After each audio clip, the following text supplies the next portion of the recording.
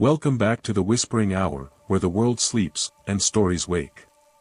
Before tonight's tale begins, don't forget to like the video, comment where you're watching from, and tell us what kind of stories you'd love to hear next. And subscribe, so you'll be here when the next story wakes. Now, let's begin. Some towns in America feel like they were built around Saturday mornings and second chances, the kind of places where people line their driveways with card tables and quietly admit they've been holding on to too many things for too long. My name is Adam, and the December I ended up at the Miller family's yard sale wasn't part of any plan. It started with a frozen GPS screen, a missed turn off the highway, and a series of cardboard signs nailed crookedly to telephone poles that looked like they'd been written in a hurry. The sky that afternoon was the color of a dull coin, the light thin and tired, the snow along the curb pushed into dirty ridges by tires that had somewhere more important to be. I followed the first sign mostly out of curiosity, then the second because I had already committed, and by the time I passed the third one I realized the houses around me had shifted from anonymous subdivisions to older, narrower homes with sagging porches and big trees, the kind of neighborhood where kids used to ride bikes until the streetlights came on, and everyone still knew who had lived in each house 20 years before. Yard sales weren't supposed to happen in December, but as I turned onto the block with the pale blue split level and the huge oak tree in the front yard, I saw the tables already set up across the lawn, objects arranged in careful clusters like chapters of a book. Somebody was finally ready to close. I walked up the driveway, nodding a greeting as I passed her, and started down the row of tables, not really looking for anything in particular. Yard sales tell on you in small ways. The things that end up here are the objects that once seemed important enough to carry from one house to another and then, somewhere along the line, lost their power. There were board games with missing pieces taped back inside their boxes, old snow globes with yellowed water, VHS tapes with faded handwriting along their sides. A stack of Christmas ornaments whose hooks had tangled into a single metallic knot. On one table a box of photographs sat half open, black and white shots of people posed stiffly in front of cars or Christmas trees or birthday cakes, their identities unmoored now that the frames that used to hold them were gone. It was on the last table nearest the porch, a smaller one covered with a thicker blanket and arranged more carefully, that I saw the box which would follow me out of that yard whether I wanted it to or not. It was about the size of a hardback dictionary, made of dark wood that had dulled with time, corners worn smooth, brass hinges tarnished to a soft, uneven gold. The lid was plain except for a scattered cluster of shallow scratches that, when I leaned closer, resolved themselves into the ghost of letters, an unfinished name carved with something sharp and impatient, stopping just short of being legible. Unlike everything else on the table, there was no price tag stuck to it, no marker/on masking tape, no little sticker announcing its value. When I picked it up, the weight surprised me. It was heavier than it looked, not in the way of a box packed full of hardware or books, but in the way of something that had been held and carried and opened so many times that the wood had learned a different kind of density. The surface was cold through my gloves, colder than the air, and for a second I had the irrational feeling that whatever was inside wasn't meant for daylight. Before I could flip the latch, the woman in the red coat stepped closer, her eyes narrowing almost imperceptibly as she saw what I was holding. "Oh," she said, and that one word carried the kind of tired caution that doesn't come from strangers trying to haggle over prices. "That one wasn't supposed to be out here." She reached for the box and then stopped halfway, fingers curling back against her palm as if she couldn't quite make herself touch it. "We've been going through the bedrooms," she explained. "My dad passed in October. We're still sorting his things, some of my brother's stuff is mixed in. That box keeps showing up wherever we're not looking." The way she said, "my brother," made something in the air between us tighten. I put it back on the shelf twice this week. Yesterday it was on the kitchen table, this morning it was sitting by the front door like somebody had set it there on their way out. None of us did. Grief makes people say things that don't fit neatly into any explanation, and I've learned not to argue with the language people develop to survive in houses that have outlived the person who held them together. I set the box back on the table gently. "I didn't mean to pick up anything that isn't for sale," I said. "There wasn't a tag on it, so I wasn't sure." She shook her head, her gaze locked on the wood as if expecting it to move on its own. "It belonged to my little brother," she said. "He carved his name into it when he was a teenager, or tried to, said if the house ever caught fire, that was the one thing he wanted us to grab. He died in December, 17. My dad could never bring himself to pack up that room, so the box just stayed. After Dad passed, I decided it was time to clear things out, but I couldn't bring myself to throw it away, and I couldn't find anywhere to put it, where I didn't feel like I was breaking some promise. She gave a thin, crooked smile. Every December, it ends up somewhere you can't ignore it. Kitchen counter, top step, once it was on the porch in the snow, we keep telling ourselves we're the ones moving it and forgetting. But there are 3 adults in that house and none of us like being lied to, especially by ourselves. For reasons I couldn't explain even to myself, I heard my own voice ask, what if it's trying to leave the house entirely? The idea seemed to surprise her, then settle in as if it had been waiting just off stage for someone to say it out loud. You want it? She asked, eyes flicking up to study my face as though looking for something specific there. You don't know what's in it, I shrugged carefully. I don't know that it matters, if it keeps turning up where you'll trip over it, maybe it's done being here. She let out a breath that hovered white in the cold air. My dad would have argued, she said. He thought anything of my brothers that left this property would take pieces of him with it. But Dad's gone now too, and I'm the one stuck with a house full of ghosts and boxes. She pushed the box gently toward me.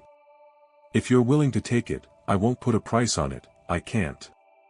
You don't really buy something like that, you just agree to carry it for a while. I reached automatically for my wallet, but she shook her head sharply, the first real force I'd seen in her movements. No, she said. Either you take it because you're supposed to, or you set it back down right now. Money doesn't belong in that decision. Back at the rental that evening, I set the box on the little dining table and turned on the overhead light, the kind of weak fixture that makes everything look flatter than it is. Outside, the trees behind the house were already dark shapes against a sky that hadn't quite decided whether it was evening or just a darker version of afternoon.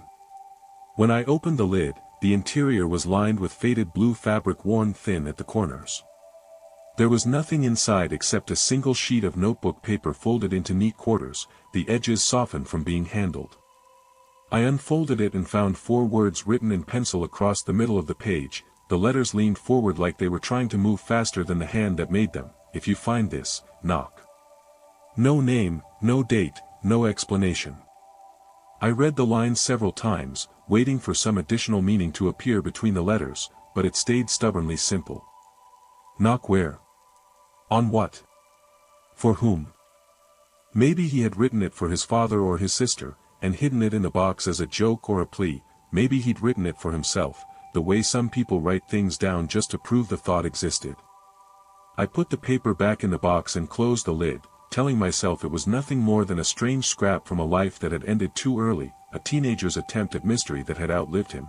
But every time I walked past the table that night my eyes slid toward it, the rest of the room feeling like background noise around that small square of dark wood. By the time I finally went to bed, the house was so quiet that every small sound, pipes ticking, the refrigerator motor cycling off, felt amplified. Sometime after 1, I woke up with the unshakable sense that something had changed, though at first I couldn't put my finger on what. The red numbers of the alarm clock glowed faintly in the darkness, the heater was silent, and outside the window the street lamp cast its thin orange puddle onto the snow. I lay there listening, heart beating faster than the quiet around me warranted, until I heard it, 3 soft knocks, evenly spaced, not loud enough to be aggressive but deliberate enough, that they didn't belong to the random settling of wood.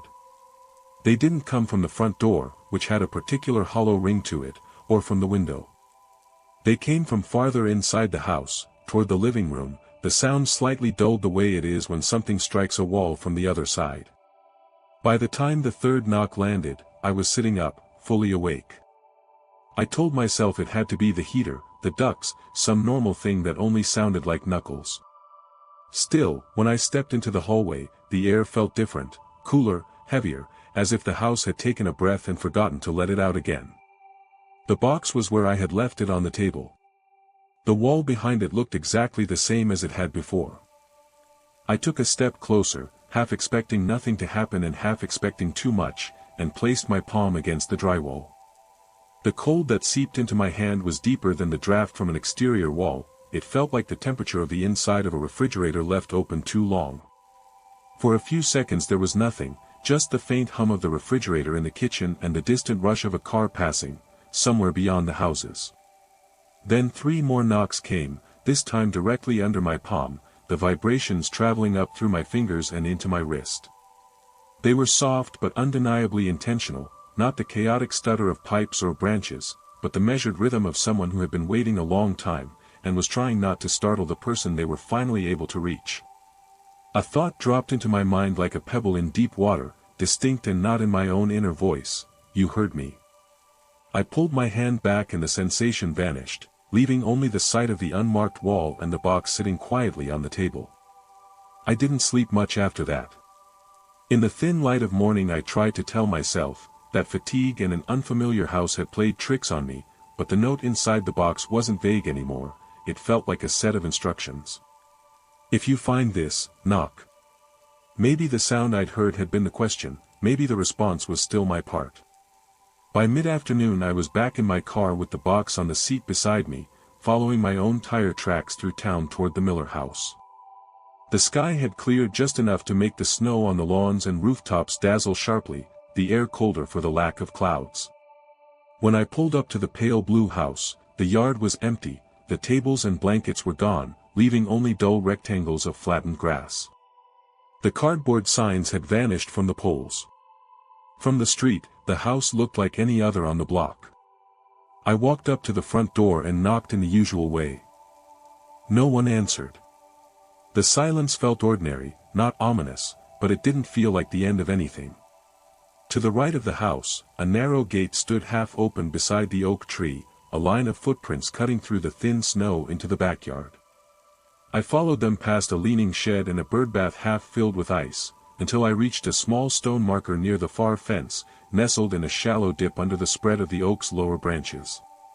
Up close, the name carved into the stone was softened by years of weather, but the first name matched the half-formed letters scratched into the lid of the box in my hands, and the 2 dates beneath it bracketed a life that had ended at 17. The yard was quiet in the way backyards get in winter, the faint sound of traffic on the next street over softened by distance, the tree above us making the occasional dry creak. I knelt in the snow, set the box down in front of the marker, and opened the lid like I was afraid of waking somebody. The note lay where I had left it. I unfolded it one last time and read the 4 words aloud, my breath turning them into little puffs of condensation: "If you find this, knock." It felt less like a command now and more like a request that had been waiting years for a chance. I folded the paper, tucked it back into the corner of the box, and then did the only thing that made sense in the strange logic of that moment. I knocked, 3 times, on the lid. The sound was muted, swallowed quickly by the snow and the bare branches overhead. On impulse I rested my fingers lightly against the stone itself, and did the same there, 3 small taps that barely registered to my ears but seemed to ripple through the air around us. For a few seconds nothing changed. Then the cold shifted, not warming exactly, but rearranging itself in a way that made the hair on my arms stand up under my coat, the weight in the box seemed to ease, the wood under my hand losing the tension it had been holding. A faint answering knock came from inside the box, so soft I might have dismissed it as imagination, if I hadn't felt the vibration under my fingertips. It didn't sound like someone asking to be let in or out, it sounded like someone who had finally heard the echo of their own message coming back to them. I left the box there, its lid open, the faded blue lining facing the gray sky, because for the first time since I had picked it up, it felt like it was in the only place that still truly recognized it. On my way back around the side of the house, the woman in the red coat appeared at the front corner, a grocery bag dangling from her hand, her expression wary until she saw who I was. Her gaze dropped to my empty hands, then flicked toward the backyard. "You took it back there," she said, not quite a question. "I wasn't sure if you would." I told her what I had found, and what I thought I had heard. She listened without interrupting, her fingers tightening around the handles of the bag when I mentioned the knocks in the rental's wall. When I finished, she let out a breath that looked like it had been waiting in her chest for years. "He wrote that note the week before he died," she said quietly. "We found it in the box after the funeral. My dad kept saying he wished he'd seen it sooner, like it was some kind of warning he missed." I don't think it was, I think he was just lonely. He walked a lot at night that last winter. In and out of the house, down the hall, onto the porch, back to his room. After the accident, Dad swore he could still hear his footsteps every December. I told him it was just the house settling. Maybe I was wrong, maybe the house was just waiting for someone else to finish a job it didn't know how to do. There wasn't much more to say after that. Grief is a language with a limited vocabulary. Once you've named the loss and the regret, you mostly just repeat the same handful of sentences in different arrangements, and hope they feel lighter over time. I got back in my car and watched her walk slowly along the side of the house toward the backyard, the red of her coat bright against the snow. As I drove away, the Miller house receded into the line of ordinary homes, its porch indistinguishable from its neighbors, its windows just more rectangles of winter glass. But somewhere behind it, under the bared branches of the oak, a box that had spent too many Decembers, refusing to stay on shelves or counters finally sat still in the right patch of earth. For the rest of that winter, any time I found myself drifting off on a bus or staring at the ceiling in a motel room, I would think of those 4 pencil-marked words and the hollow sound of knuckles on wood, and of how small a request it really was in the end. In a country where some hauntings tear houses apart, not every restless thing wants to slam doors or whisper in the dark. Some just want someone, once, to pick up what they left behind, carry it far enough to knock where they could not, and prove that when they asked to be found, somebody eventually did. Some places in America pretend to move forward, repainting porches and repaving streets and adding new mailboxes, but underneath all that surface brightness there is a rhythm that never changes, a quiet pulse that keeps every sidewalk tied to whatever memory first settled there. That was the kind of town I found myself driving through on a gray Saturday morning, when the fog hung low enough that even the street lamps looked unsure of their own glow. I hadn't meant to wander down Maple Crest Road, and I definitely hadn't meant to stop, but a row of bright orange yard sale signs, shakily drawn arrows, uneven letters, guided me along the curve of the neighborhood like someone had predicted every turn I would take. The last sign pointed toward a small white house with a slanted roof, its front yard cluttered with card tables and mismatched blankets weighed down at the corners with jars, and tools and stacks of paperback thrillers so old their pages had curled into the shape of the winters they had lived through. Yard sales usually feel either too cheerful or too sad, but this one felt suspended somewhere in between, the items arranged with a kind of careful hesitation, as if the person who laid them out still wasn't sure whether they were ready to let any of it go. I walked up the driveway slowly, noticing how quiet the street was, no kids, no barking dogs, no wind strong enough to move the thin winter branches overhead. Only one man stood behind the tables, a tall, narrow figure wearing a thick brown coat zipped all the way to his throat, his hands buried in his pockets, his breath rising in steady white clouds. He didn't greet me, but he watched me the way a shopkeeper does when they already know what you're going to pick up before you do. The items on the tables weren't unusual in themselves: old flannel shirts, chipped ceramic mugs, boxes of Christmas lights tangled beyond help, small wooden shelves. A row of picture frames leaning against one another like houses in a storm. But everything carried the same faint smell of cedar and attic dust, the scent of things kept too long out of sentiment rather than use. When I moved closer to the center table, I noticed a small grouping of objects arranged almost reverently: an old brass pocket watch, a faded photograph in a cracked frame, a key with a worn blue ribbon tied around it, and a short stack of envelopes bound together with twine.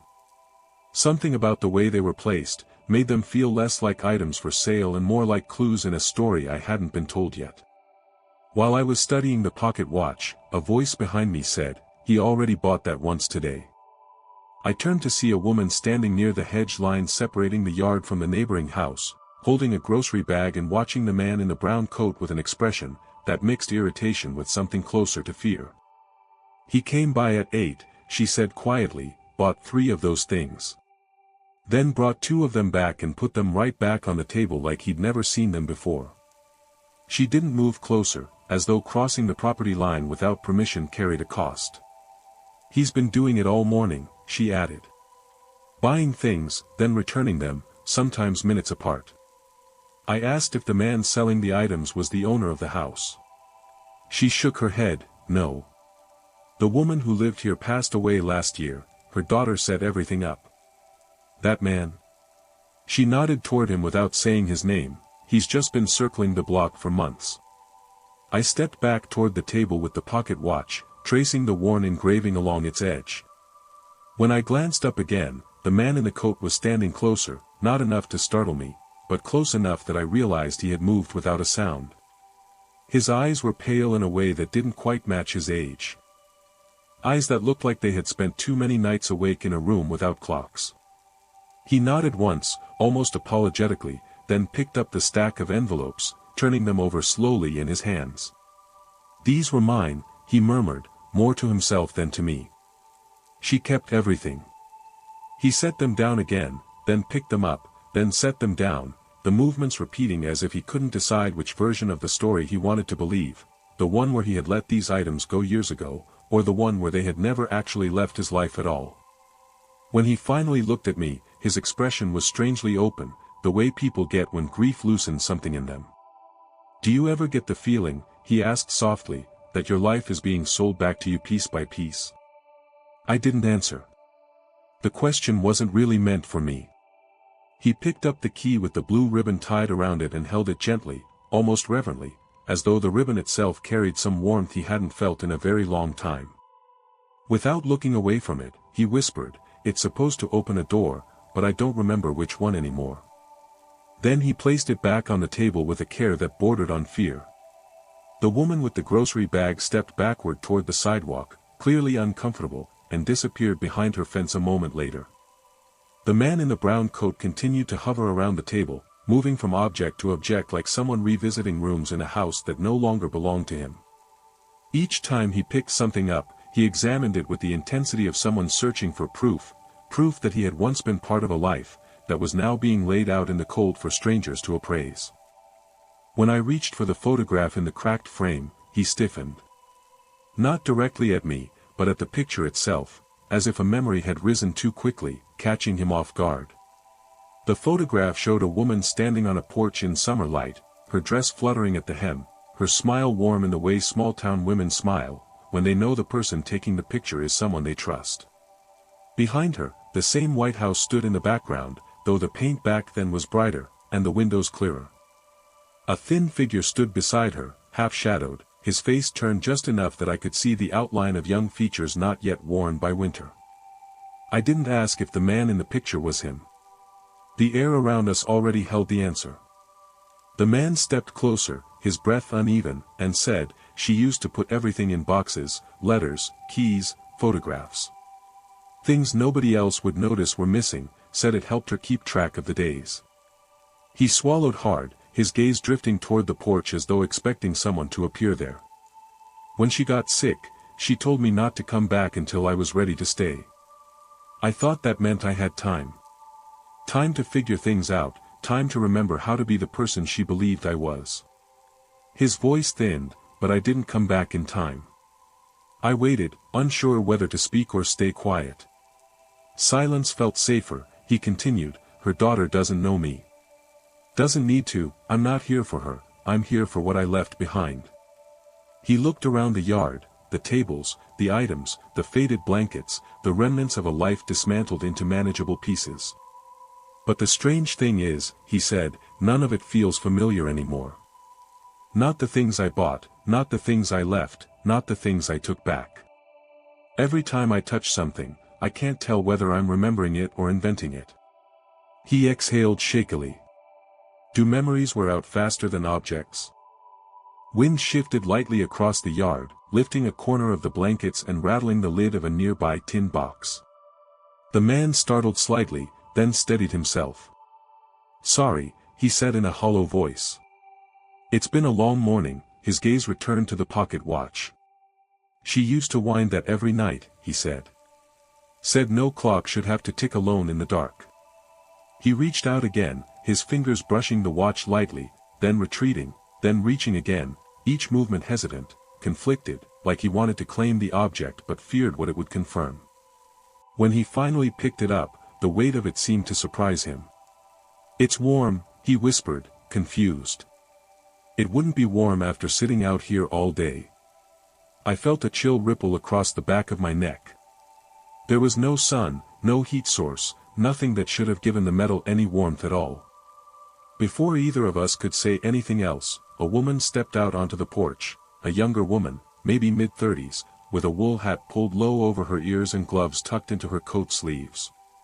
She paused when she saw him, her expression tightening with something that wasn't quite fear but wasn't comfort either. "Sir," she called gently, "I told you earlier, if you're looking for something specific, I can set it aside. But you can't keep taking things off the table unless you intend to buy them." The man stared at her blankly for a moment, his mouth opening as though he meant to speak, then closing again. The woman shifted her weight, uncertain. "My mother kept a lot of things," she said carefully. "I'm sorry if any of this feels familiar. People change, houses change, sometimes memories." She hesitated. "Blur." He didn't respond. He simply placed the pocket watch back onto the table with a trembling hand, turned away, and walked toward the street without another word. But the strange thing, the thing that made the air around me tighten in a way that had nothing to do with the cold, was that he didn't take the sidewalk. He didn't follow the street. He walked straight into the fog as if he knew a path that wasn't visible to anyone else, vanishing between the hedges without bending a single branch. And the pocket watch on the table continued ticking.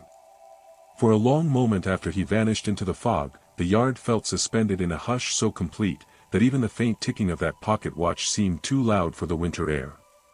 The woman on the porch stayed where she was, her gloved hands resting against the railing as if bracing herself against a memory she didn't want to feel return.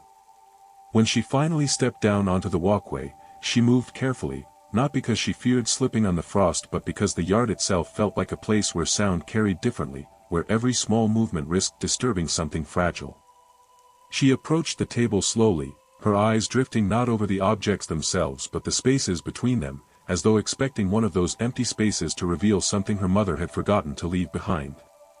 When she reached the center table, she paused in front of the pocket watch, and touched the metal with the back of her glove, flinching at the warmth that met her skin. "That shouldn't be warm," she murmured, echoing the man's words without realizing it. I asked her if she knew him, but she didn't answer immediately. Instead, she looked out toward the street where the fog had swallowed the last trace of his figure. "He came by last spring," she said softly, "and again in August. And yesterday, too, just before sunset. Never buys much, but always studies the same objects." Her gaze traveled over the envelopes, the key with the blue ribbon, the cracked photograph frame. "I used to think he was just sentimental. Someone who had known my mother in passing, maybe through church or school, but now I'm not sure he recognized her at all." She rubbed her gloved thumb along the edge of the table, eyes narrowing as if trying to focus on something half-remembered. "The way he looks at these things," she stopped, searching for the right words.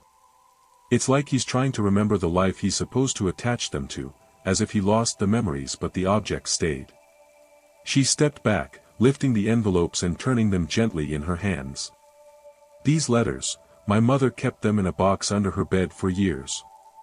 She told me they were from someone she once trusted, then stopped hearing from. Someone who left suddenly right after she got sick, as if distance could stop the world from happening." When she tied the envelopes closed again, her hands shook slightly. "I never opened them, they weren't mine to read," she hesitated. "But the strangest thing is, I thought she threw them away. The day before she passed, she told me she didn't want to hold on to anything that made goodbye harder. I helped her clean the room. I remember tossing a stack of old mail into a garbage bag. I remember," she stopped again, her brow furrowing. "But if I threw them out, how are they here?"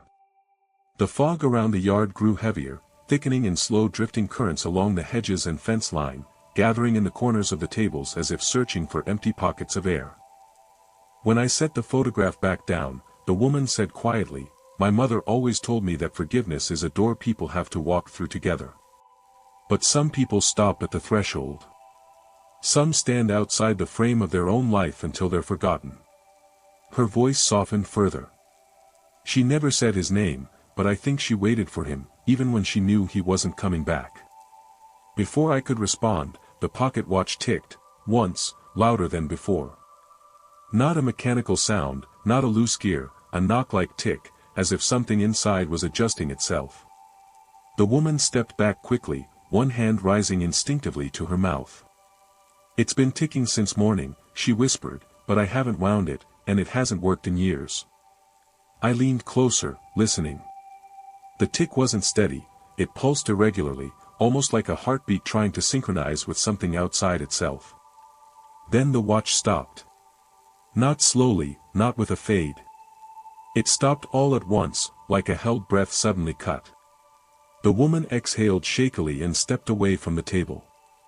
"I need to bring the rest of the boxes out," she said, her voice unsteady but determined. "If I don't finish today, I'll never finish." She headed toward the house, leaving me alone with the tables and the silent pocket watch. The fog around the yard thickened again, drifting in slow coils, gathering near the path where the man had disappeared. Something about the stillness felt expectant, like the air itself was listening. Without thinking, I picked up the key with the blue ribbon. It felt oddly warm, like it had been held in someone's palm moments earlier. The ribbon twitched slightly in the breeze, though there was no breeze.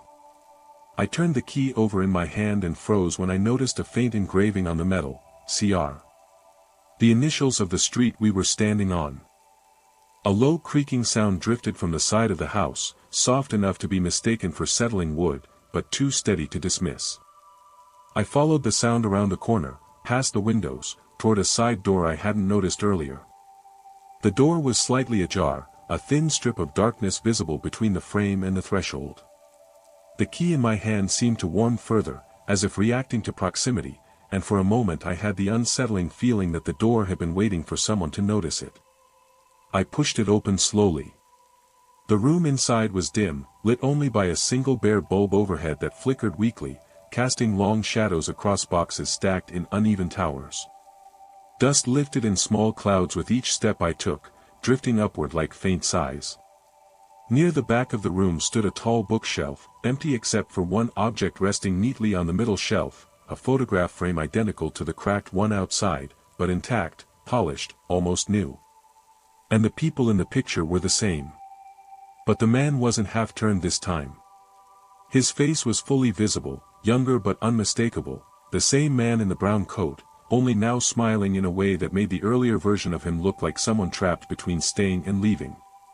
The woman beside him held his hand, her posture relaxed, her eyes bright in the late summer sun. The date printed on the bottom corner was nearly 20 years old.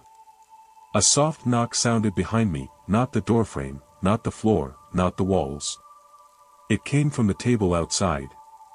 3 soft, even knocks.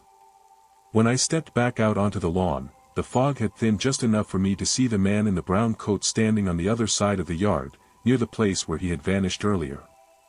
He wasn't facing me, he was facing the table, with the pocket watch sitting motionless at its center. "I keep trying to take it," he said in a voice barely audible over the stillness. "But every time I do, it reminds me of the nights I wasn't here, so I put it back." He swallowed hard. I thought if she forgot me, it wouldn't hurt as much. But she remembered everything, even the things I didn't. He turned toward me, and the fog drifted around him like breath. "I'm afraid it's too late to take anything back," he whispered, "except the things that shouldn't have been left behind." Then he stepped forward, and walked straight through the table. The objects didn't move, the blankets didn't stir, the air didn't resist him. He vanished as quietly as footprints buried under new snow. The pocket watch started ticking again. There are neighborhoods in America where the houses look too close together for the amount of silence they hold, where the sound of a car door closing carries across 3 lawns, and front porches seem permanently braced for news that never quite arrives. That was the feeling of the street I wandered onto the morning I found the yard sale, a place that didn't appear on any directions app until you were already driving past it, a place where the fog drifted low and stubborn over the pavement as if trying to convince the houses to go back to sleep. The tables were arranged in a kind of uneven pattern that suggested the sale had started early, before the sun made its slow climb through the gray clouds. Folded blankets weighed down by jars and small appliances covered 2 wide plywood tables, while a third table closer to the porch held smaller, more personal things, well-worn gloves, a stack of recipe cards in an old metal tin, children's books whose illustrations were faded at the edges, snow globes with yellowed water sloshing faintly inside. It was the sort of sale that looked like the end of a long decision, rather than the beginning of one. The woman running it stood near the porch steps, her coat zipped high against the quiet cold, her hands tucked into her sleeves as she watched the street with the distracted attentiveness of someone expecting a difficult day. She nodded politely when I approached, though her smile didn't quite reach her eyes. "Feel free to look around," she said, brushing a loose strand of hair behind her ear the way people do when they're trying to stay composed. "I'm still bringing out a few more things. My mother held on to everything, and now I'm the one figuring out what matters and what doesn't." Her voice wasn't bitter, just tired, as if she had already spent the morning in conversations with memories that refused to let her sort them cleanly. I moved along the first table slowly, running my fingers over objects that carried the warmth of ordinary lives: kitchen timers shaped like apples, sets of mismatched mugs, a stack of small holiday wreaths tied with ribbons that looked older than they wanted to admit. There were no remarkable items, nothing that stood out as an heirloom or rarity, but the table felt heavy with the weight of a household that had held on to more than just objects. The air around me had that familiar yard sale quiet, the hum of a distant furnace, the occasional passing car, the soft rustle of someone moving boxes inside the house. It was familiar enough that I didn't notice the man at first, the tall figure standing at the far corner of the yard, half shrouded in fog, watching the tables with an expression that didn't match the casual browsing most people showed at sales like these. He was dressed plainly, dark jacket, dark pants, gloves too thin for the weather, but there was a stillness in his posture that made him stand out. He didn't approach the tables, he didn't greet the woman, he simply watched, his gaze moving from one object to the next with slow, deliberate patience. When I finally noticed him fully, the first thing that struck me was that he looked like someone waiting for something that wasn't there yet, like a man who had arrived early to a meeting no one else remembered scheduling. A minute later he stepped forward, but instead of browsing, he walked straight to the woman running the sale. His voice, when he spoke, was almost too quiet for the yard. "Do you still have it?" he asked. She blinked at him, unsure. "Have what?" The man tilted his head as though the question shouldn't have needed an answer. "The thing I came for, the one I asked about last time." There was no aggression in his voice, but there was a strange kind of expectation, like he believed she was withholding something intentionally. She shifted uncomfortably, glancing at me briefly as if trying to decide whether to involve a stranger in whatever this was. "I'm sorry," she said carefully. "I don't think we spoke before, I don't know what you mean." The man studied her for a long moment, his eyes narrowed slightly, not in anger but in confusion, deep, old confusion, the kind that comes from trying to remember something that refuses to settle into place. "It was here," he murmured, lifting one hand slightly as though gesturing toward a memory hanging in the air. "On this table, or maybe that one." He pointed loosely toward the blankets and the jars, but his hand trembled faintly, as though even pointing required more certainty than he had. When she didn't answer, he turned and looked at each table slowly, his breathing growing more uneven with each passing second. He leaned over the first table, scanning the objects not with curiosity, but with the strained attention of someone searching for a pair of glasses they were already wearing. His hand hovered over the recipe tin, the snow globes, the gloves, but he didn't touch anything. After a long moment he stepped back, his expression dimming further. "Someone moved it," he said. "Someone always moves it when I get close." His words weren't directed at either of us, they felt like confessions spoken into the fog. The woman stepped forward cautiously. "Sir, if you tell me what you're looking for, maybe I can help." His head lifted slightly, and for the first time he looked directly at her. "It belonged to me," he said, "a long time ago." His voice softened, "She kept it. She always kept the things that mattered." His gaze drifted toward the porch, then toward the window beside it, as though expecting someone to be standing inside. The woman's posture stiffened, not in fear, exactly, but in recognition of something she hadn't expected to hear. "Did you know my mother?" she asked slowly. The man didn't answer, he only stared at the window again. Lost in a memory he couldn't place. He turned abruptly and walked toward the second table, scanning it with the same urgent confusion. His breath fogged in front of him in quick pulses, as though he had begun to panic but didn't want anyone to see it. After another minute he stepped away from the tables entirely and moved toward the side gate, stopping just short of touching it. "She used to leave things for me here," he whispered, "right on this post. When she wanted me to come back." The woman stared at him, her face draining of color. The post he pointed to was weathered, the paint peeling, the wood softened from seasons of rain and sun. There was nothing on it now, just a worn indent the size of a hand. I took a small step toward him, unsure whether he was confused or reliving something that mattered far more to him than it did to the space around us. "What is it you're trying to find?" I asked gently. He didn't look at me, his voice was quiet but steady. "Something she saved for me," he paused, "something that didn't belong in this house unless I came back." Then he looked up at the cloudy sky, the fog coiling faintly around his shoulders like breath from something unseen. "But someone moved it," he repeated, "and I can't remember what it was anymore. I only know she kept it." Before the woman could respond, he turned and walked back toward the street, not hurried, not nervous, just resigned. He didn't look back, didn't say goodbye, didn't offer any explanation for his search. He disappeared into the fog as quietly as if the street itself had swallowed him. The woman didn't speak for a long moment. When she finally exhaled, her voice sounded thinner. "That wasn't the first time he's been here," she said, her eyes still fixed on the spot where he had vanished. "But he always asks for something different, always something we've never had." She rubbed her palms together in a gesture that looked like she was trying to warm away a thought. "Last month he asked about a wooden box. Before that, he asked for letters, before that, a silver ring." She shook her head slowly. "We never owned any of those things." She stepped back toward the porch, her expression tightening the way a memory tightens, when it starts fitting into a shape you don't want to recognize. "My mother, she wasn't the type to collect valuables. Everything she kept had a purpose, everything she owned is right here on these tables." She gestured at the blankets, the jars, the tools. "There is nothing missing." But even as she said the words, her voice faltered. And from somewhere beyond the hedges, faint and deep, a single dull knock sounded. As if someone had touched the side of the house just once, softly, testing whether the place remembered him. The knock was soft enough that it could have been mistaken for a branch shifting in the wind, but there was no wind that morning, and the sound carried through the yard with the unmistakable clarity of someone testing the edge of a memory.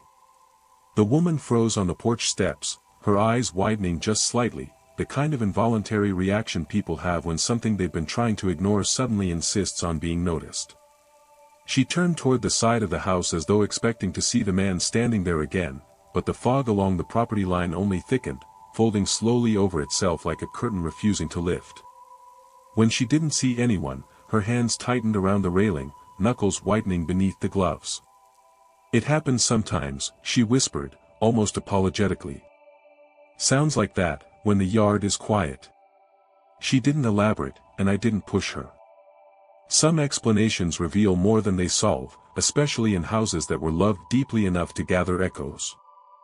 She picked up a box of old scarves from the porch and carried it toward the tables, as though trying to reclaim the normal rhythm of the sale, but the fog felt heavier around her shoulders, and even the sound of the box brushing the tablecloth seemed too loud for the moment. She arranged the scarves neatly, but her fingers lingered over them longer than necessary, as though she expected to find a slip of paper tucked between the folds, a message she didn't remember placing there. While she worked, I walked toward the side of the house where the knock had come from. The siding was cool beneath my hand, the kind of deep winter cool that absorbs warmth instead of reflecting it.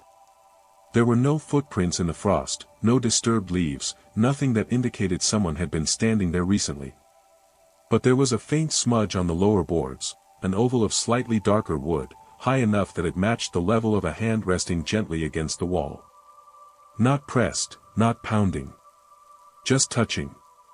The woman approached slowly, following my gaze. "That wasn't there yesterday," she murmured. "I swept the siding when I put the wreath away." She reached out but stopped short of touching it. Her breath wavered slightly before she stepped back again, forcing herself toward the tables as if refusing to ask the question forming behind her eyes. She lifted a ceramic dish, then set it down, picked up a book, then set it down. Every movement carried the distraction of someone replaying old conversations in her mind, trying to fit this moment into memories that didn't want to cooperate. She finally broke the silence with a hesitant confession. When I was a kid, my mother used to talk to someone on the porch late at night. I never saw him, but I'd hear her answering questions, laughing softly, sometimes crying. When I asked her who it was, she always said the same thing, someone I loved who doesn't know where home is yet. I thought she meant my father, who left when I was small. But now I'm not sure she was talking about him. She rubbed her arms, as if trying to warm herself from the inside out. The last year she was alive, she started whispering to the wall beside her bed. Not prayers, more like one side of a conversation. I'd ask her who she was talking to, and she'd smile like it was a secret she planned to explain one day but never did. A soft shuffle of movement drifted from somewhere near the hedges, not footsteps exactly, but the weight of presence shifting. I moved closer, scanning the fog, but nothing broke its surface. The woman watched me from the tables, her posture tense, her breath uneven. "You don't have to stay," she called gently. "Most people don't, after he visits." I asked how many times the man had come before today. She hesitated, then said, 5 or 6. Maybe more. I only started recognizing him after my mother died. Before that, I think she talked to him when I wasn't home. She reached for the recipe tin, lifting it with both hands before setting it down again as if afraid of what she might find inside. "He never buys anything, he just asks for something new each time. Things that sound real, but we never owned them."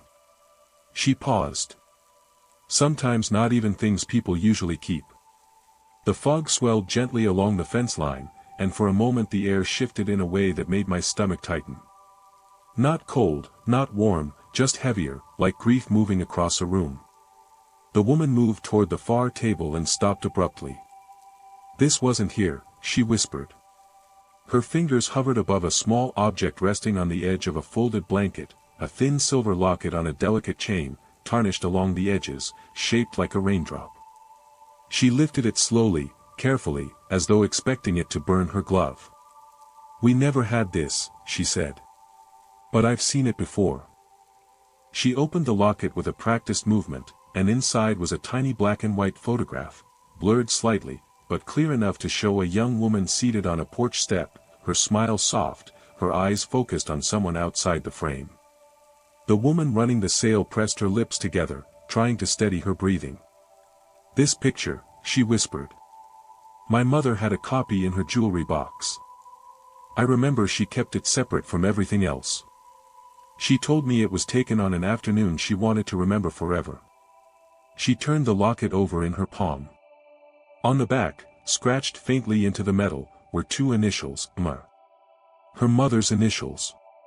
But below them, barely visible, shallow as if carved by a trembling hand, were 2 more letters, J.D. The same letters on the mailbox of the abandoned house 2 streets over. The house that neighbors always said belonged to a man who left 20 years ago and never returned.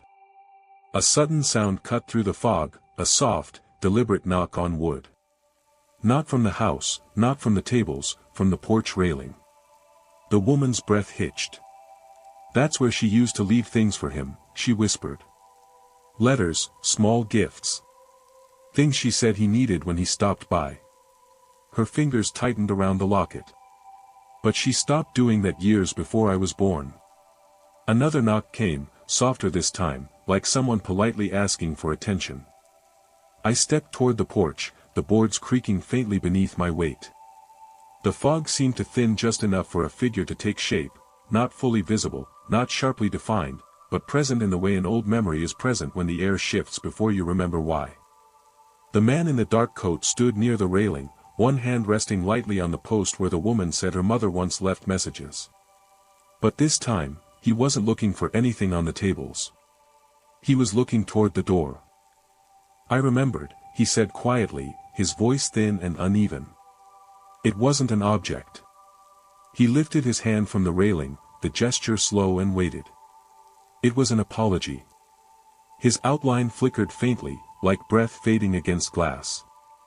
"I came here every year," he whispered, "and when she wasn't on the porch, I thought she wanted me to wait. I didn't know she left something for me in return." He stepped back slightly, turning toward the woman. "She kept everything I gave her," he said. "Except the one thing I never did." The woman clutched the locket, tears gathering but not falling. "Did she forgive you?" she asked, her voice barely audible. The fog curled lightly around his form. "She kept a place for me," he said simply. "Even when I didn't deserve it." He took one step backward, and the fog closed around him like a tide returning to shore. In the silence that followed, the locket in the woman's hand grew warm. The pocket of air where he had stood grew still. And the porch railing, where he had knocked just moments earlier, held the faint shape of a handprint, as if someone had rested there long enough to leave behind the weight of something finally finished. Some streets look like they were built out of leftover pieces from older towns, the kind where every house leans a little differently, and the pavement shifts beneath tires just enough to remind you that the ground underneath hasn't settled in decades. The morning I stumbled into the yard sale on Brookline Avenue had that same uneven feeling, like the whole neighborhood was holding its breath. Fog pooled low around the lawns, creeping between mailboxes and porch steps, and the air carried the kind of quiet that follows a long storm even though the sky hadn't yet decided whether it would rain again. The tables were already set up when I arrived, 3 of them arranged with the kind of precision that happens only when someone has spent far too much time deciding what to let go. Blankets were folded neatly over their edges, weighted by jars, old appliances, cassette tapes, and piles of kitchen tools that had clearly lived through more than one generation. A cardboard sign taped to the tree read "Yard Sale, everything priced to leave," but the handwriting was sharp, almost irritated, like someone had written the words not to attract buyers but to make a point. The woman running the sale was thin, older, her silver hair pulled back in a tight knot that didn't suit the softness of her face. She wore a faded green sweater despite the chill, and stood with her arms crossed as though guarding the tables rather than inviting anyone to browse. I offered a polite, "Good morning," but she didn't answer. Not exactly, she just looked at me with a measured expression, the kind people wear when they've already prepared themselves for disappointment. After a long moment, she added, "Nothing here is sentimental. You're not going to hurt my feelings." Her tone was calm, but too practiced, like she had been repeating the same line all morning, or maybe all week. I nodded and began moving along the first table, though her voice lingered enough that I found myself handling each object more gently than I meant to. Everything felt unusually clean for a yard sale. No dust on the jars, no fingerprints on the metal bread box, no lingering kitchen scent on the stacks of holiday tins. It was the sort of cleanliness that came not from regular dusting but from deliberate, recent removal, like these items hadn't been sitting in a closet for years but had been gathered quickly, all at once, from places where they had been in use until very recently. Toward the center of the table, I noticed something strange, a row of empty spaces, each the size of an object no longer there, as if something had been removed at the last possible second. When I reached for a ceramic mixing bowl, the woman's voice came again. "Don't bother with that," she said. "Someone already bought it." I lifted the bowl slightly, confused. "It's still here," I pointed out. She shook her head, "Not really." She didn't elaborate, and something in her steady gaze made me set it back down. I moved to another object, a brass lamp with a dented shade, and her response came again, almost before I touched it. "Sold." This time I looked directly at her. "Sold to who?" "To the one who keeps coming early," she said, keeping her eyes on the street. "He takes the things that matter most, leaves before I can catch him." I glanced at the tables again. There were price tags on every item except the empty spaces and the ones she claimed were already sold. The objects that remained all shared something in common, they were impersonal. Cookie cutters, extension cords, paperbacks with cracked spines. The things people donate when they're decluttering a basement, not the things you find missing when someone important leaves your life. "Did he pay for them?" I asked. She let out a soft, humorless sound. "Things like that don't need payment," she said. "He takes what belonged to him. Or what he thinks belonged to him." While she spoke, I noticed her eyes flick every so often toward the left side of the yard, where a narrow walkway cut between her house and the neighbors. It was shaded by a leaning fence and a patch of overgrown shrubs, and though nothing moved in that space, the air seemed slightly heavier there, as if sound didn't travel as freely. I stepped closer to examine a row of framed landscape paintings leaned upright on a wooden board. Their colors were muted from age but not quite faded, and the scenes, rolling hills, quiet rivers, a lone barn, were painted with an intimacy that suggested the artist knew the locations personally. When I reached for the one depicting a small bridge over a creek, the woman startled. "You can't buy that," she said, her voice sharper than before. "That one's his." I studied the painting. It wasn't remarkable, but the brush strokes were gentle, almost careful, as if the painter had been trying to preserve a feeling more than a scene. "Who is he?" I asked. Her lips pressed tightly together. "Someone I thought I had let go a long time ago." She leaned against the porch railing, her arms still folded. "He comes when the fog is thick," she said quietly. "Walks through the side path so I don't see him arrive. Doesn't speak, just takes what he thinks was meant for him." I waited, thinking she might offer more, but she only stared down at her hands, lost in whatever memory had surfaced. After a moment she added, "He always leaves something behind, though, something small, something I never put out." She motioned to a small section of the second table where a few items lay slightly apart from the others, a child's wooden whistle, a single glove without a pair, a worn bookmark with a pressed leaf sealed inside. "These weren't mine," she said. "Not before, but he brings them back. I think he wants me to remember." I moved closer and examined the whistle. The wood was smooth but slightly worn, as if someone had held it only moments before. The pressed leaf inside the bookmark had browned unevenly, its stem broken near the base. I looked at the woman. "Did you know him?" Her expression flickered with something that wasn't quite anger and wasn't quite sorrow. "Once," she said. "A very long time ago. Long before this house had the same paint. Long before the neighbors knew my name." She walked toward the steps and sat down. "He used to stand right there," she said, tapping the wooden plank beside her foot. "Said it was the only place the world stopped spinning long enough for him to breathe." The more she spoke, the more the air around us felt thick with something unspoken, something quiet but insistent, as if the fog carried a memory that hadn't settled into place. I turned toward the side path again. The fog had lifted slightly, revealing the narrow walkway, the leaning fence, and the small gap where the boards didn't quite meet. A faint mark on the ground, more a disturbed patch of frost than a footprint, caught my attention. It was shaped like the heel of a shoe but too shallow to belong to someone who had weight. It pointed toward the back of the house. I walked carefully to the edge of the path and leaned slightly, trying to see beyond the fence. The backyard was empty except for a weathered bench and a rusted metal watering can tipped onto its side. But something else caught my eye. On the bench sat a folded piece of paper, weighted by a small stone. The woman saw where I was looking and shook her head quickly. "Don't touch that," she said, her voice sudden and strained. "He leaves notes sometimes. They're not for you." "Then who are they for?" I asked. "For the person I used to be," she whispered. Before I could respond, the sound of footsteps echoed faintly from somewhere beyond the hedge, not footsteps on pavement, but the crisp, delicate sound of shoes on dry leaves, each step controlled, measured. The woman's face paled. "He's early today," she said. "He never comes this early." The footsteps stopped at the edge of the fog. Then a figure appeared.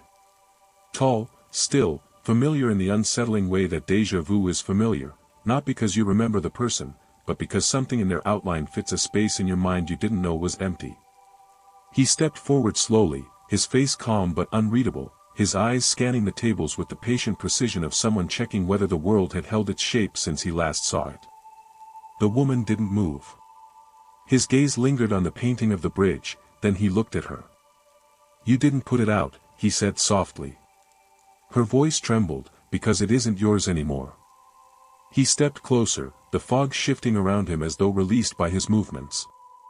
It was always meant for me. You left, she whispered. You left before I could give it to you. He nodded slowly, sadness settling into the lines of his face. I remember. He reached toward the painting. But before his fingers touched the frame, the air thickened, and something unseen pulsed through the space between them, like the moment before a storm breaks, and the painting flinched.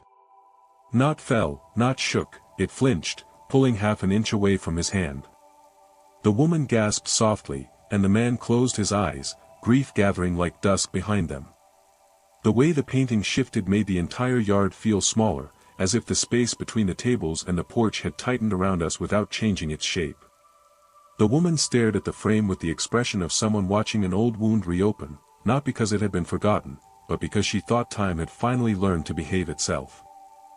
The man kept his hand suspended in the air for several seconds, the distance between his fingertips and the wooden frame holding a tension that felt almost visible, like the faint shimmer that rises from asphalt on a hot day. When he finally lowered his hand, the fog around his shoulders lifted slightly, and a quiet sadness settled into his posture. The woman looked as though she wanted to step between him and the painting, yet something held her in place, a hesitation shaped by memories she hadn't spoken aloud. He exhaled slowly, the sound carrying the weight of years spent returning to places that no longer held the shape he remembered. You kept it for a long time, he said, his voice gentle enough that it nearly blended with the fog, but clear enough that each word seemed to land exactly where he intended. You kept everything that was meant for me, even after I stopped deserving any of it. I don't blame you for hiding it today.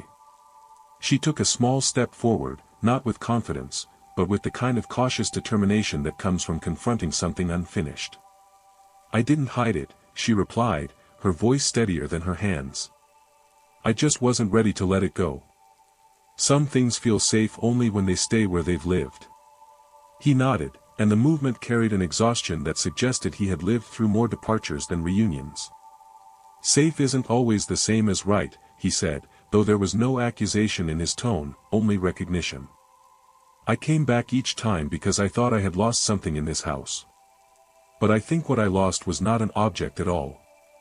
He took a slow step toward the table, and the fog moved with him like a tide adjusting to the contours of the shoreline. It was a moment, he continued.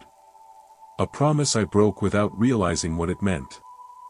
The woman swallowed once, a tight, deliberate movement that made her whole posture seem more fragile. You left before I could give the painting to you, she said. I waited for years. I kept it beside the window you always used to look through. You said the bridge reminded you of the place where everything stops feeling complicated. Her voice thinned at the edges, but she didn't look away. You were planning to start over. I believed you. I thought the painting would be the first thing you took into your new life. She hesitated before finishing. I didn't know the new life wouldn't include me. He closed his eyes briefly, the expression more pained than dramatic, as if the memory she described had been sitting just out of reach, waiting for someone to draw its outline. I should have said goodbye, he whispered. I should have stayed long enough to explain why I had to leave. When he opened his eyes again, they held a clarity that felt deeper than anything he had shown before. The night I left, I meant to come back for you. I told myself I would return before the sunrise. But the road was slick, and the turn near the creek was sharper than I expected. I remember the sound of the car sliding, I remember trees. After that, I remember nothing. The woman's breath caught in her throat, and the grief that swept across her face was not the sudden kind, but the kind that had been living quietly inside her for years, waiting for confirmation it never wanted. She shook her head slowly. I searched for you, she said, her voice trembling. I walked the ridge every night for weeks. They said no one could survive a crash like that, but I kept hoping you had found a way home. Her hands tightened around the edge of the table, and she lowered her gaze. When my mother found me crying on the porch, she told me some people leave pieces of themselves behind even when their bodies don't return. She said those pieces come back in the fog. The man stepped closer, though not close enough to break the space she seemed to need. I tried to find my way back, he said. Every time the fog returned to this street, I followed it here. I knew I was supposed to be searching for something, but the memory was always broken. I thought it was an object because that was easier than admitting it was a person. He glanced toward the painting once more. When I reached for it today, I finally remembered why it mattered. She lifted her eyes slowly, tears gathering but not falling. And why is that? She asked, her voice barely holding itself together. His expression softened in a way that suggested the truth should have been obvious all along. Because you painted it, he said. You made it for me. It wasn't just a scene, it was a promise that we would cross that bridge together someday. You wanted me to take something beautiful into the life I was supposed to build, even if that life scared me.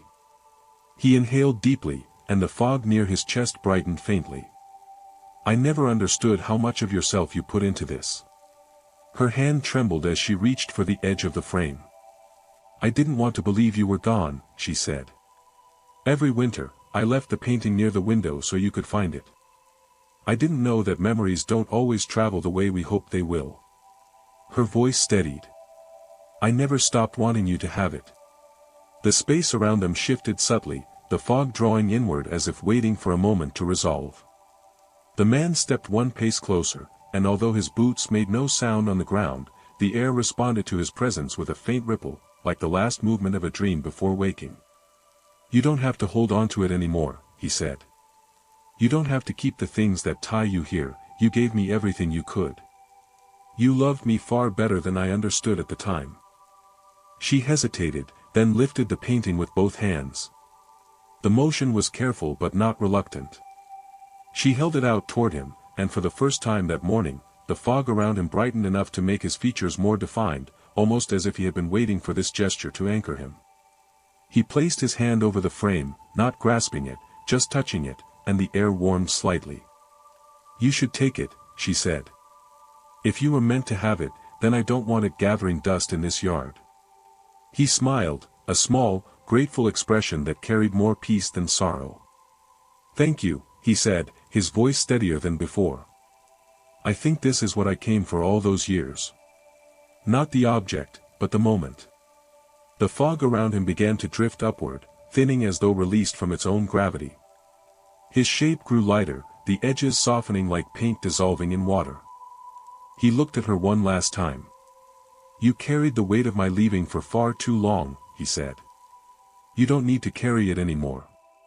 She nodded, wiping her cheek with the back of her hand. Will you come back? She asked, though her voice already knew the answer. He shook his head gently. Goodbyes only work once when they're done right. And as the fog rose fully, his figure dissolved into it, not violently, not suddenly, but with the calm finality of someone stepping into a place that had been waiting for him. The painting remained in her hands, warm from a touch that shouldn't have held heat. The yard grew still again. The fog thinned. And the empty spaces on the tables, the ones she claimed were sold, felt less like gaps and more like resolutions, places where memories had finally gone where they were meant to. She looked down at the painting, then toward the narrow path where the fog had cleared. The street felt lighter, as if the house had exhaled for the first time in years. Everything really is sold now, she whispered, not to me, but to the part of the past that had finally left. There are stretches of American backroads where the landscape feels paused between seasons, where the trees lean over the asphalt as if listening for the next car that might break the silence, and where old houses sit so deep into their own histories that they barely seem aware of the present passing around them. Late one Saturday morning, I found myself driving through one of those stretches when the fog thickened suddenly, settling across the road in a way that made the world beyond 20 feet disappear. When the shape of a mailbox emerged from the haze, followed by the faint outline of a wooden sign, I slowed instinctively. The sign was crooked, nailed into the ground as if someone had placed it there too hurriedly, and the black marker lettering, "Yard Sale Today," looked freshly written, though not in a style anyone would call inviting. It felt more like a message posted for a specific person rather than an announcement intended for the neighborhood. Still, curiosity is a stubborn thing on quiet mornings, and the driveway was just visible through the fog, so I turned in slowly, letting the tires crunch across gravel that hadn't seen traffic in years. At the top of the drive sat an old house with paint peeling in long pale strips, its porch sagging slightly in the middle the way porches do when they have been carrying too many seasons without rest. 3 tables were arranged in the yard, but the layout seemed strangely deliberate, as though someone had spent a great deal of time arranging objects in a pattern that meant something only to them. The first table held glassware and ornaments, all meticulously aligned in straight lines that didn't match the uneven surface. The second held stacks of old photographs and handwritten notes clipped together with rusted binder clips, none of them protected from the damp air. The third table held wooden toys, a few kitchen tools, and an old transistor radio whose antenna was extended fully toward the fog. There was no movement in the yard, no voice greeting me, no sound from inside the house. For a moment I wondered whether I had arrived too early, but the objects were too neatly arranged for this to be a work in progress. When I stepped closer to the photographs, I realized something that made the back of my neck tighten. None of the images showed people. Every picture captured a moment where a person should have been: birthday tables set for guests, living rooms arranged for gatherings, porches swept clean for company, riverbanks with space cleared beside trees, but the subjects themselves were conspicuously absent.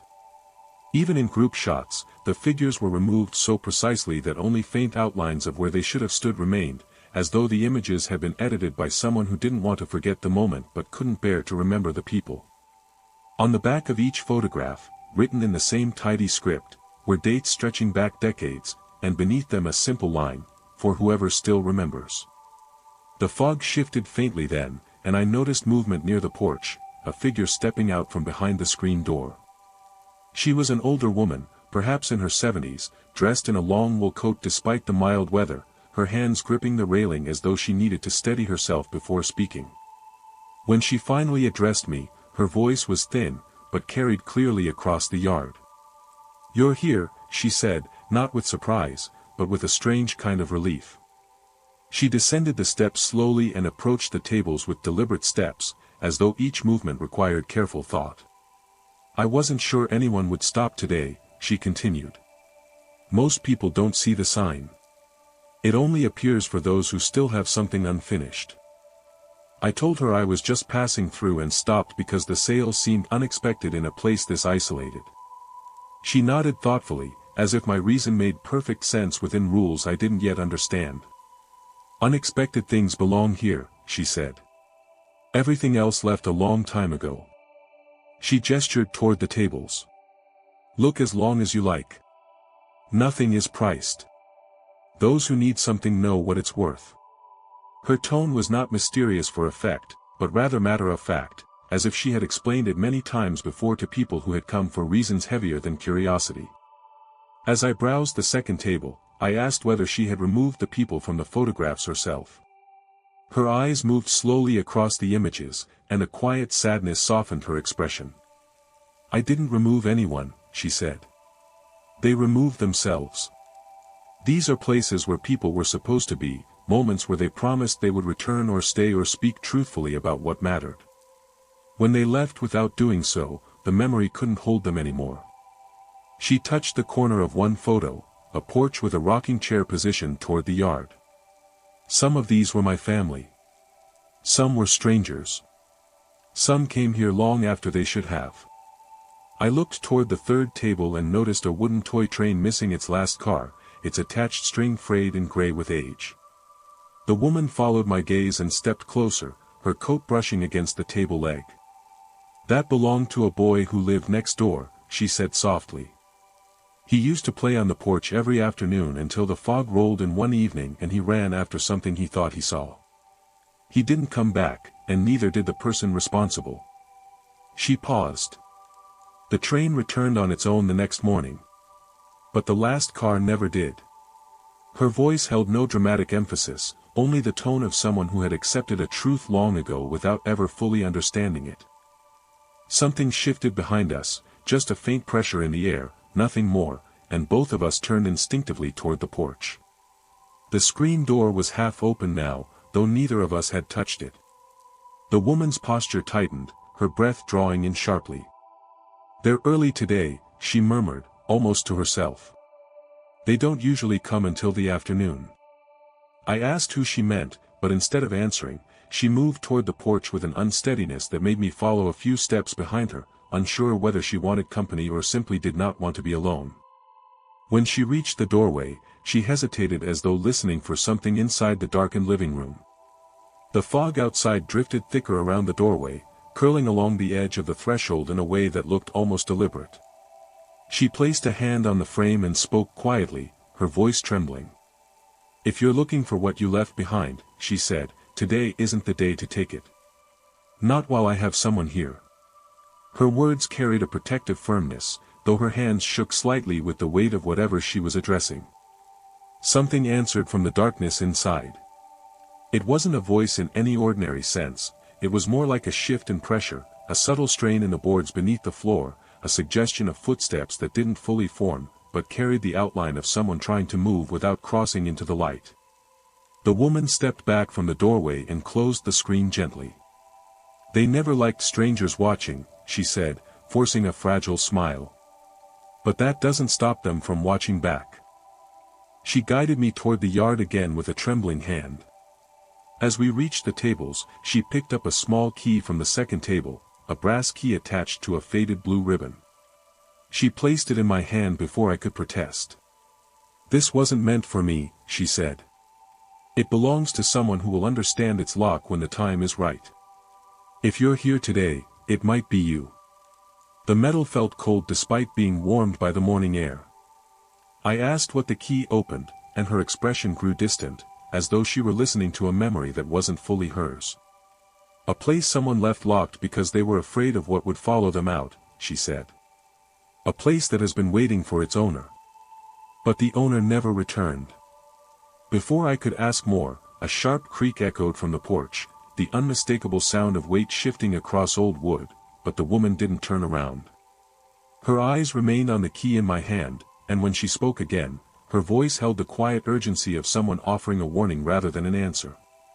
"If they come to claim it," she whispered, "you must not give it to them. They lost the right long ago." Behind us, the screen door inched open. And something stepped into the fog. The figure emerging from the doorway did not step forward in any traditional sense, instead, it seemed to gather itself from the dimness inside, as though it had been leaning against the shadows and decided only now to detach from them. The fog around the porch drifted toward its outline in a slow spiral, not concealing it fully but refusing to clarify its features, giving the impression of someone standing behind frosted glass. The woman exhaled sharply, and the fear in her expression was not the alarmed kind but the resigned familiarity of someone who has been living with an unwelcome guest for far longer than anyone should. She kept her eyes on the figure, but her hand gently tightened around my sleeve, guiding me backward at a slow pace that suggested we should not make any sudden movements. "They don't like being interrupted," she murmured, her eyes never leaving the doorway. "But they don't want to be seen clearly either." The figure shifted slightly, and the air around us grew heavier, the weight similar to the pressure change before a thunderstorm. It was not threatening in a physical way, instead, it carried an emotional gravity that made the yard feel smaller, as if the space between the tables and the porch were being gently compressed by an invisible hand. As it moved, the old wooden boards beneath it creaked, not with the sharpness of weight but with the soft distress of something being remembered. The woman whispered that the house had always kept the imprint of its past occupants, and that some of those imprints returned when the fog was thick enough for memory to cross into the present. She added that the one in the doorway had come back years ago, not to reclaim possessions, but to find something unresolved. "They were looking for a key long before you arrived," she said quietly. "But they're not the person who deserves it." The figure stepped fully onto the porch, and though its outline remained blurred by the fog, the intention behind its movements became clearer.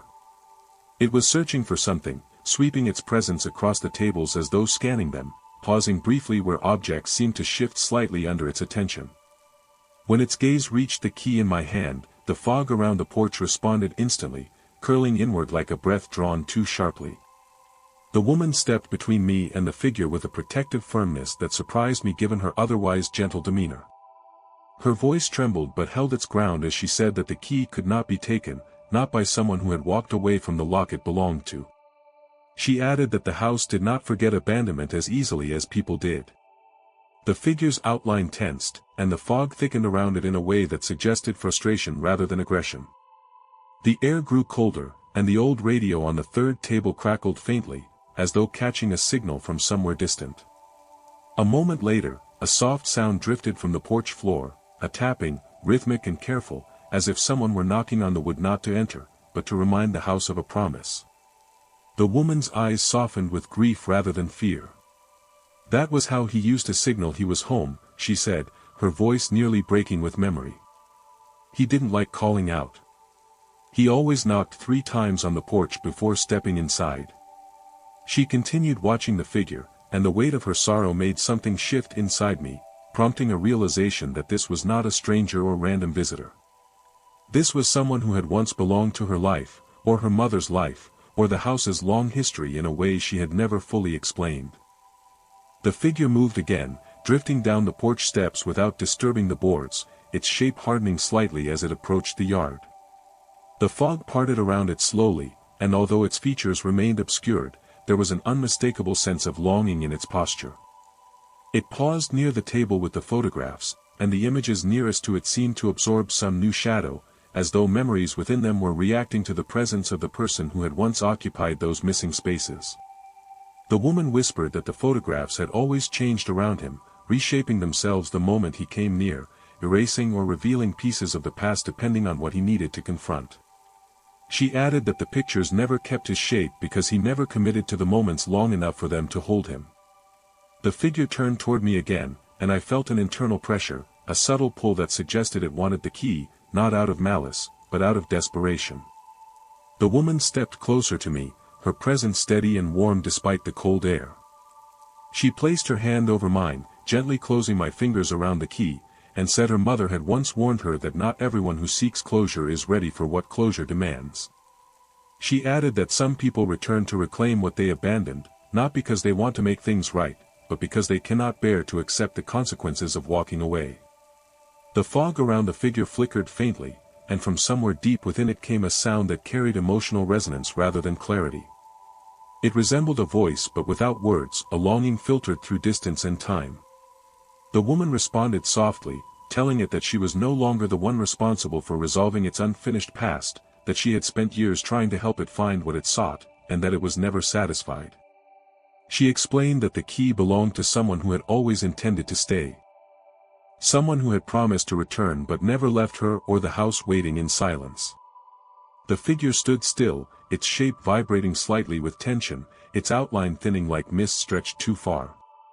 The woman told it goodbye, not with anger, but with the exhausted gentleness of someone finally releasing a weight they had carried for too long. The fog surrounding the figure began to recede slowly, unraveling from its edges as though dissolving back into the morning air. The form flickered once, then again, each time growing fainter, until only a faint imprint remained near the old photographs. The tapping on the porch floor ceased abruptly, replaced by an enveloping stillness that made the yard feel larger again, as if it had been restored to its natural shape. The woman let out a trembling breath, steadying herself against the table. She said the house sometimes held on to memories longer than it should, and that the fog made it easier for the past to cross boundaries it normally respected. Now that the figure had been turned away, she believed the yard would remain quiet for the rest of the day. She guided me toward the porch, where the key in my hand felt warmer than before, almost as if it had absorbed the fading presence of the figure. She explained that the lock it belonged to was not in her house, nor in any house nearby, but in a place where someone she loved had left a piece of their life unfinished. She said the key would reveal its purpose only when I stood in the right place and felt the door recognize me. She apologized for placing such responsibility on a stranger but added that the fog had brought me to her yard for a reason, and the house never chose wrong when it allowed certain people to see the sign. As I walked back down the driveway, the fog thinned gradually, revealing the road that had brought me there. When I looked back at the house, the tables seemed slightly rearranged, as though the yard had exhaled after holding its breath through the visitation. The woman stood on the porch, her hand resting on the railing, watching me with an expression of quiet gratitude and lingering sadness. She told me to keep the key safe until it recognized its lock, and that when the moment came, I would understand why the yard sale had appeared only for me. The fog closed behind me as I drove away, and when I glanced into the rearview mirror, the crooked sign at the end of the drive had vanished completely. The mailbox stood alone beside an empty stretch of gravel, the house hidden from view by the shifting gray air. For a long time I drove without turning on the radio, the key resting on the passenger seat, glinting faintly even without sunlight. I did not know where it would lead or what door it belonged to, but the presence of the object made the world feel subtly altered, as though somewhere ahead waited a place that had been locked for years, waiting patiently for someone who would finally arrive. It was not until the fog thinned fully that I realized something unsettling. The key's ribbon was no longer blue. It had changed to the faded red color of the photographs I had seen on the table. And the metal felt warm, as though something on the other side of that unfinished story had already started listening. There are yard sales that feel like ordinary weekend rituals, and then there are the ones that look like they were set up reluctantly, as if the objects themselves resisted being moved into the daylight. The sale I found on Ridgepine Drive belonged to the second kind. The house sat at the end of a quiet cul-de-sac, its porch wrapped in a faded string of lights that had been left up long after the last holiday, and the tables arranged on the lawn seemed too carefully curated for someone who merely wanted to clear space. The fog that morning was low and steady, creeping beneath the folding tables and settling into the grass in pale wisps, and the air smelled faintly of cedar and something older that reminded me of unopened attics. There were boxes of vintage Christmas ornaments, stacks of heavy wool blankets that looked handwoven, and a collection of framed portraits whose subjects all seemed to be looking just past the painter rather than at them. But what caught my attention most was a small wooden box placed by itself on a narrow table near the porch. It was made of dark wood, polished to a soft shine, and the metal latch on the front was shaped like a crescent moon. Unlike everything else, it had no price tag, no sign, not even a scrap of masking tape indicating it belonged to the sale. The woman running the yard sale stood near the door, her posture straight but uneasy, as if she expected the morning to deliver something she had been dreading.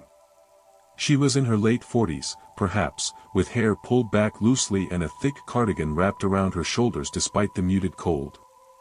When she noticed me looking at the box, her reaction was immediate and sharp, her hand lifting slightly, her expression tightening as though I had reached for a bruise. "That one isn't for sale," she said quickly, her tone polite but firm. "Everything else, yes, just not that." She didn't step closer.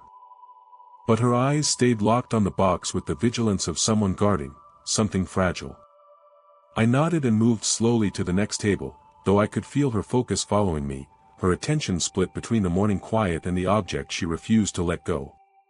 As I browsed, I realized the sale seemed too incomplete. There were empty spaces across the tables, faint squares where dust had settled unevenly, markings that suggested items had been removed recently.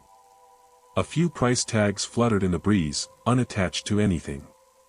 It wasn't the randomness of a typical yard sale, it felt more like evidence of someone erasing pieces of a life in a hurry. Each time the woman turned toward the house, her eyes lingered on the narrow hallway visible through the open door, as if she expected someone to be standing there.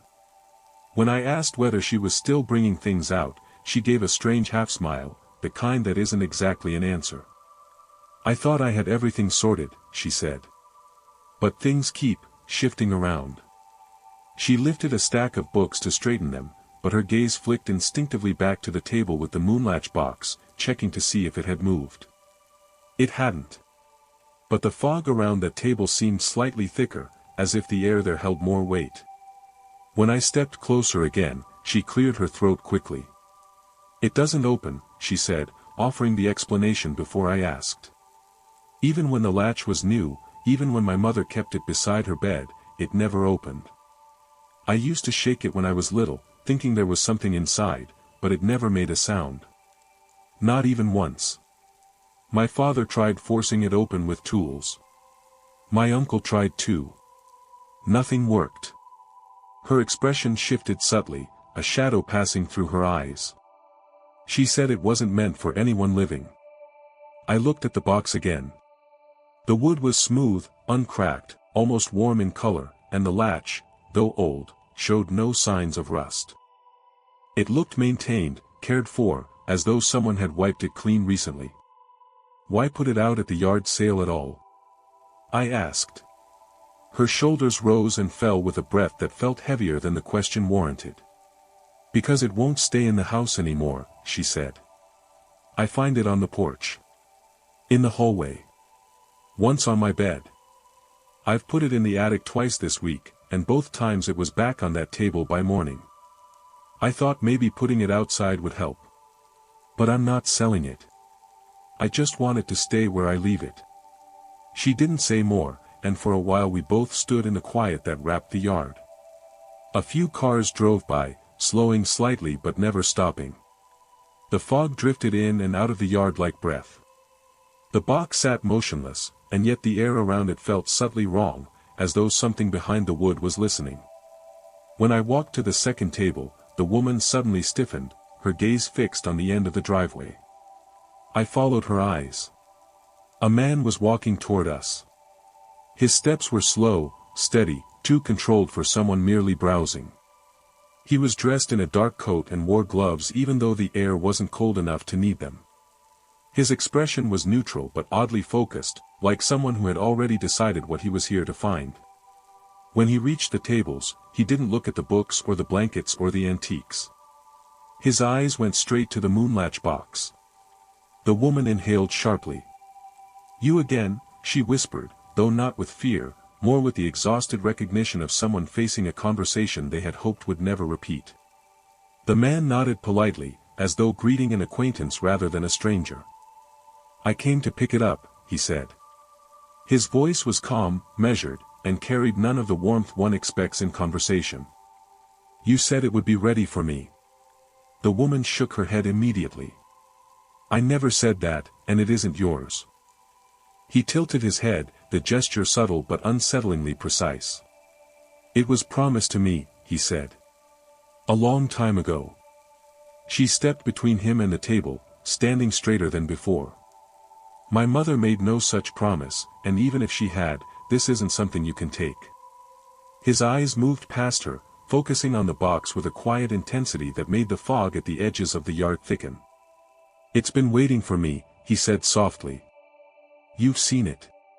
You know it doesn't want to stay here." The woman's jaw tightened. "It isn't waiting for you. It's waiting for an ending."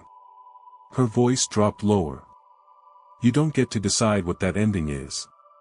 The man's expression didn't change, but his next words felt colder. "You think you understand what she kept. But she didn't tell you everything. She couldn't." The woman's hands curled slightly at her sides. "My mother told me enough," she said. He stepped closer, not aggressively, but with a terrible certainty, like someone approaching a door they've always known how to unlock. "Then tell me," he said softly. "Tell me why it keeps opening for me." The woman froze. And the yard grew impossibly still. The man reached out. The latch clicked, once, softly, cleanly. As if the box had simply been waiting for his hand. The woman staggered backward, her breath breaking, and for the first time since I arrived, real fear crossed her face. "No," she whispered. "It never opens, not for anyone." The man lifted the lid slowly. Something inside shifted. Not loudly, not violently, just enough to make the air bend. The moment the lid lifted, the fog around the table shifted with a slow, deliberate motion, almost as if it were responding to something newly awakened. The man held the box carefully, angling it just enough for the woman and me to see inside, yet neither of us stepped closer. The air surrounding it changed in the way air changes before a storm, growing dense and strangely expectant, as though the yard itself recognized whatever had been contained within those polished wooden walls. Inside, resting against the smooth base, was a folded sheet of paper so thin and so delicately creased that it looked as though it had been untouched for decades. The woman stared at it with a mix of disbelief and recognition, shaking her head as if her memories and the reality in front of her were struggling to reconcile. She whispered that she had looked inside only weeks before, forcing the latch with every bit of strength she had, and swore the box had been empty. The certainty in her voice made the appearance of the note feel heavier than any object that could have filled the space. The man unfolded the paper slowly, and the movement gave the sense that he was handling something not fragile in structure but fragile in consequence. The yard seemed to draw tighter around us when he revealed the handwriting inside. The ink was faded to a soft brown, like it had been written using a pen that had barely survived its final letter, yet the words were unmistakably deliberate. The woman covered her mouth when she recognized the handwriting as her mother's, and even from where I stood, I could see the slight slant of the letters, the way the lines carried the gentle pressure of someone writing with both certainty and sorrow. The man read silently for several long moments, his expression shifting through emotions that did not fully reach his face but revealed themselves in the way his shoulders lifted slightly, then settled again, as though invisible weight moved in and out of him. When he finally spoke, his voice carried a kind of quiet devastation that blended with the morning fog. He said the note was written for him, addressed to a name the woman had never heard spoken in her house, a name that matched neither her father's nor any relative she knew. Her mother had written that she had kept the box closed not because it was locked, but because she feared the time inside it. She wrote that some promises become too heavy to hold in the open, and others become too painful to expose before the person they were meant for is ready to receive them. She wrote that the man had left before she could tell him the truth she owed him, and that the box was the only place she could put that truth without forcing the entire house to bear it. The woman trembled as she listened, her hands clenching around the fabric of her cardigan, and the man's voice softened further when he reached the end of the note, where the final line read, "You will come back when the world stops rushing you forward. Until then, let this stay closed." He held the note for another moment, reading it again silently, as though trying to absorb every fragment of meaning hidden between the lines. The woman stepped closer with slow, uneven breaths, asking him in a strained whisper what her mother had meant by the world rushing him forward. He did not answer right away. Instead, he stared at the box with an expression that carried both longing and regret. Eventually, he said that he remembered a night when he had been overwhelmed by a decision he did not know how to make, a night when he had stood on this very porch asking her mother for guidance. He said he remembered the softness of her voice, the steadiness of her words, and the warmth of the light behind her as she tried to keep him from breaking under the pressure he carried inside. Then he said he remembered leaving too quickly, running from the truth he feared hearing, and heading toward a place he believed would quiet his thoughts. After that, his memories blurred, becoming flashes of roads, sharp sounds, and the cold clarity of moments that no longer connected. The woman took the note from his hand with a tenderness that suggested she did not yet understand what it meant, but instinctively knew it was something that would reshape her understanding of her mother. While she studied the message, the man closed the box gently and placed his palm across the lid, as though stabilizing something deeper than the latch. He said the box had never been meant to move on its own and that the house had never been responsible for its reappearances. He said it had followed him, not her, waiting each year for him to stand still long enough to read the truth he had avoided. The woman dropped her gaze at the realization that her mother had been carrying a secret she had never shared, a grief she had never voiced, and a responsibility that now rested between a stranger and a daughter who had not known she was inheriting more than objects. As the man stepped away from the table, the fog began to gather around him in a soft, swirling pattern, almost as if it recognized his presence as something familiar. The woman reached out, asking him not to leave without explaining more, not to disappear the way he had decades ago. Her voice cracked as she asked what her mother had been to him, why her mother had kept this secret locked away all these years, and what connection bound him so tightly to a house he no longer belonged to. The man hesitated, and for a moment it seemed he might finally unravel the questions she carried. Instead, he told her that her mother had been the person who helped him understand who he was meant to become long before he believed he had the strength to become anyone. He said she had kept his truth safe when he could not face it himself, and he said she had loved him in the quiet way people love, when they are afraid of losing more than they can afford. The woman demanded to know why her mother had never told her about him, why she had been left to find pieces of a story that had been stitched shut deliberately. He looked at her with a softness that seemed almost human but carried the distant weight of something that had survived too many winters. He said her mother had wanted to shield her from the burden of two intertwined lives that had grown too complicated to explain, especially when the lines between body, memory, and absence had blurred. He added that the truth was not withheld out of mistrust but out of love, the kind that tries to protect even when protection requires silence. His form grew slightly dimmer as the fog thickened, and the woman took another step forward, insisting he could not simply leave with answers half-spoken.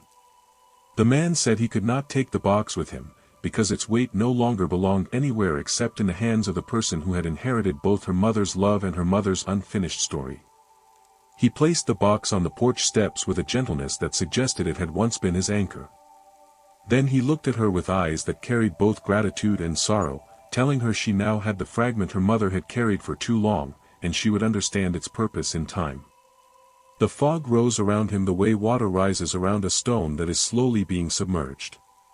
His outline blurred, then softened, then faded into the gray light that wrapped the yard.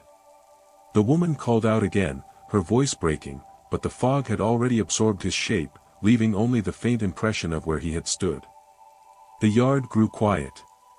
The air settled, and the box on the porch sat with its lid closed once again, holding a truth that had finally found the person strong enough to face it. The woman remained still for a long time, one hand resting on the box, her breath uneven as she tried to steady herself against memories she had not known she carried. When she finally looked toward the yard, her expression had changed, not with fear, but with the painful clarity of someone who had just realized the past is never as far away as people hope. She lifted the box, held it against her chest, and whispered something so soft it disappeared into the shifting fog. Then she stepped inside, closing the door gently behind her, leaving the yard quiet except for the slow return of the breeze, and the faint creak of the porch settling into its familiar shape. You have been listening to The Whispering Hour. Tonight's tale fades softly, leaving its last light in the quiet corners of your mind. Let the echoes settle. Let the darkness rest. Good night.